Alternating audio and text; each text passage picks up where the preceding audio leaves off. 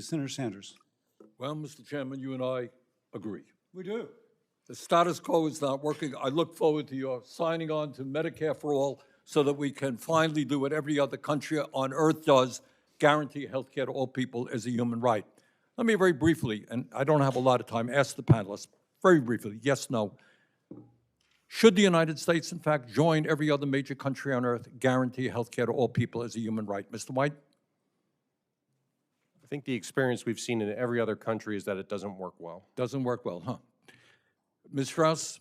I would say, looking at the way the ACA has worked for us, absolutely not. This is the Okay. first indication that it will not work in the Dr. United States. Fegan, you've studied other countries around the world. Mr. White says they don't work all over the world. Countries want to join the United States, see a doubling of their health care costs, and deny millions of their people without health care. Is that what the trend You is? should ask the Okay, people with Dr. the conditions in those Oh, countries Ms. how they get Strauss, you treated. had your time. Dr. Fegan? Yeah, every other country has managed to cover over 99% of their population, and their life expectancy is longer than ours, and they spend half as much as we do.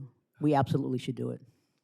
Dr. Fegan, the Nonpartisan Congressional Budget Office has estimated, and this is really the important point. You want to talk about affordability? The CBO has estimated that Medicare for All would save the American people $650 billion a year. $650 billion. That's an enormous amount of money, and provide comprehensive health care to every man, woman, and child. That's not me. That's the CBO. When we talk about an expensive system, current system, we're talking about enormous amount of waste and bureaucracy in administering hundreds of separate plans. She has a $10,000 deductible. I have a $5,000 deductible. You have no health insurance. Dr. Fagan, based on your experience, what does that mean, the complexity of the plan and the cost of the plan and the impact on patients who walk into your office? Patients can't figure out how to access the care they're entitled to, and as a result, they often don't get the care they need. We could save billions, as you indicated, hundreds of billions of dollars, and we know that over 50,000 people a year die as a result of not having health insurance. As you well know, everybody here knows, Trump's big, beautiful bill is going to throw approximately 15 million, more or less, people off of Medicaid. These are low-income and working-class people. And that decision was made in order to give $1 trillion in tax breaks to the top 1%, Mr. Musk, Mr. Bezos, and others. What happens when you throw 10, 15 million low-income and working-class people off of the healthcare, off of Medicaid healthcare they have now? When we take away health insurance, people die. It's just that simple. People do not get preventive services. They do not get the basic problems that we know how to treat. Their diabetes becomes uncontrolled. Their hypertension results in increased strokes.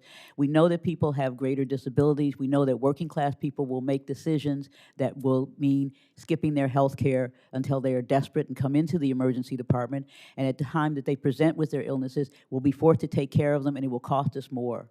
It costs us more to take care of the stroke. It costs us more to put patients on dialysis. It costs us more when patients have diabetes and that's out of control, and then we have to amputate limbs. We know that eventually they'll come into the emergency department, and COBRA requires that we take care of them, regardless of the cost. And so we're costing ourselves more at the back end, and we're losing contributing members of society. Which raises the question of why we spend approximately half as much per capita on primary health care, disease prevention, as other countries. If I'm an insurance company, do I want to really invest in keeping people healthy? Is that where I make my money? The United States has about 0.3 primary care physicians per 1,000 patients in this, and every other country has over at least like 0.8 or 0.7 primary care physicians per 1,000. So we don't produce enough primary care physicians to take care of the population at this time. And we underpay those physicians as well. We do. You say as a primary care physician, right? As a primary care physician. Just so everybody understands, you and I, a couple of years ago, were in Toronto, as I recall, right? That's correct. Okay. And the doctors there were telling us they do major surgery, good quality care. What's the bill when somebody comes out of a major procedure at a Canadian hospital? How much are they going medically bankrupt? Absolutely nothing. Nothing. And matter of fact, we visited the billing And how much office. do they spend per capita compared to us? They spend half as much. There you go. All right, And maybe they're we 4 should years study. longer. Maybe we should study that.